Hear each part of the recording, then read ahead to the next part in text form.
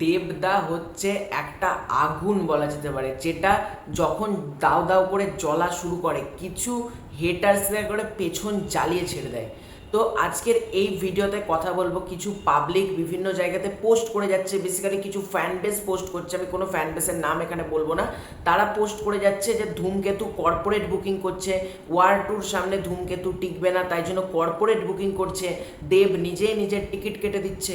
তো আজকের এই ভিডিওতে তাদেরকে একটু অ্যান্সার দিই। চলো, প্রথম কথা হচ্ছে, মাথায় কি গোবর পড়ে আছে? কোনটা কর্পোরেট বুকিং আর কোনটা নিজে নিজে বুকিং হচ্ছে, পাবলিক টিকিট কাটছে, এইটুকু কমন সেন্স নেই?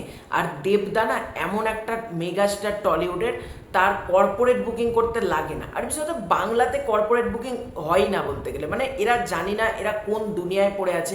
মানে পাবলিকের কাছে শুনেছে কর্পোরেট বুকিং, দে কর্পোরেট বুকিং বল। তাহলে ভাই পুষ্পা টু তো কর্পোরেট বুকিং করেছে, মানে পুষ্পা টু এর মানে 80% কালেকশানই জল মেশানো, এটা বড় বড় ট্রেড এক্সপার্টরাই বলে দিয়েছে, কিন্তু সেটা নিয়ে তোকে কথা আমরা বলছি না। আর আজকে বাংলা সিনেমা ওয়ার টুর সামনে এত ভালো চলছে, তখন একবারে পেছন ফেটে যাচ্ছে, তাই না?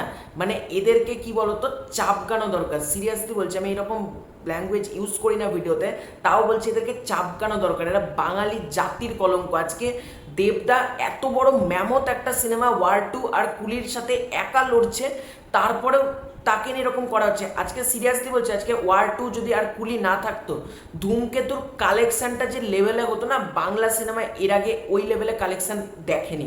আর ধূমকেতু যদি বাংলাদেশে রিলিজ করতো, ধূমকেতুর বক্স অফিস দেখে হেটার্সদের রীতিমতো চক্ষু চড়ক গাছ হয়ে যেত।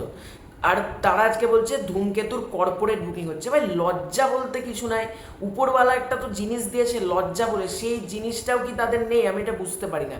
ভাই রঘু ডাকাতের সময় বলছিল এআই ডাকাত, এখন বলছে ধূমকেতুর সময় কর্পোরেট বুকিং।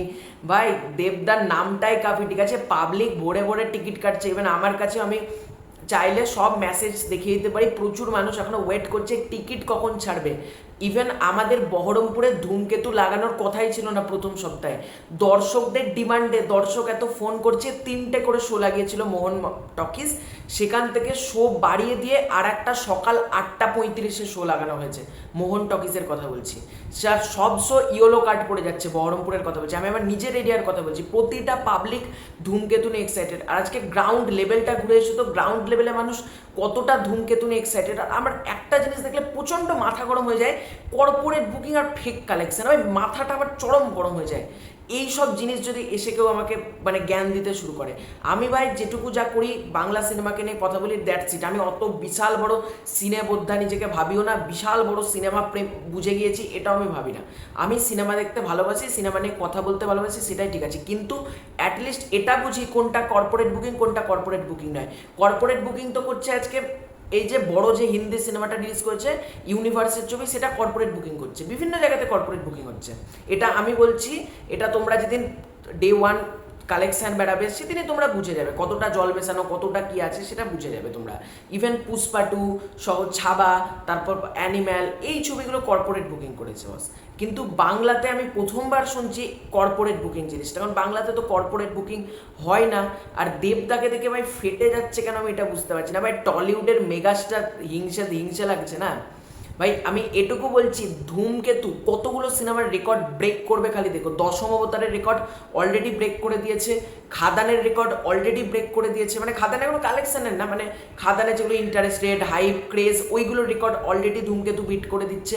ধূমকেতু যা রেকর্ড করছে না, সিরিয়াসলি বলছি, দেবদা মানে যে রেকর্ডগুলো সৃষ্টি করছে, দেব শুভশ্রী জুটি বেসিক্যালি যে রেকর্ডটা সৃষ্টি করছে বাংলাতে ম্যামথ। আর যারা বলছে কর্পোরেট বুকিং না, তাদের চোখ মনে হয় মানে বিক্রি করে ফেলেছে, তারা আবার চোখে গু লেপে বসে আছে, আমি এটা বলছি। কারণ ভাই বলিউড হাঙ্গামা একটা এত বড় পোর্টাল, তারা পর্যন্ত জানাচ্ছে কুলি এবং ওয়ার টু এই দুটো সিনেমা কম্বাইন্ড করে যে কালেকশন করতে পারছে না, সেটা ধূমকেতু একা করছে। এবং ধূমকেতুর ডে ওয়ানের ট্রেড এক্সপার্টরা দাবি করছে, মানে যেরকম হারে টিকিট বিক্রি হচ্ছে, তারাও দাবি করছে ধূমকেতু ডে ওয়ানে 2 কোটি টাকা মতো ওপেনিং মারতে চলেছে। তারপরেও যদি কেউ কর্পোরেট বুকিং বলে, আমি সিরিয়াসলি বলছি, যে সকল হিরো বা যে সকল তোমরা তোমাদের হিরোকে নিয়ে থাকো, আমি কোনো হিরো কোনো কাউকে ছোট করতে আসিনি আমার চ্যানেল, কিন্তু ভাই দেবদাকে নিয়ে যদি কথা বলা হয় বা বাংলার কোনো হিরোকে অসম্মান করা হয়, আমি প্রশ্ন তুলব। এবং আজকে বলেন আমি 100 বার এই প্রশ্ন তুলব। আর দেবদা যখন এই কালেকশানটা দিচ্ছে, খাদানের 26 কোটি টাকা, অ্যামাজন অভিযানের 45 থেকে কত 48 কোটি এই রেঞ্জে বক্স অফিস ছিল, টেক্কার 10 কোটি টাকা, এই কালেকশানগুলো দেখে ভাই ফেটে যাচ্ছে, তাই না? ওয়েট কর, সিরিয়াসলি বলছি, তোদেরকে বলছি ওয়েট কর, দেবদা আস্তে আস্তে কোন জায়গায় যেতে চলেছে তোরা টিকবি না, এটুকু বলতে পারি। তো যারা যারা বলছিলে যে ধূমকেতু কর্পোরেট বুকিং করছে, আশা করি আমার তরফ থেকে আমি অ্যান্সারটা দিয়ে দিয়েছি। তো তোমাদের এই পুরো এন্টার বিষয়টাকে নিয়ে কি মতামত কমেন্ট করে জানিও। চ্যানেলে নতুন থাকলে চ্যানেলটা সাবস্ক্রাইব করে দিও। Bye bye.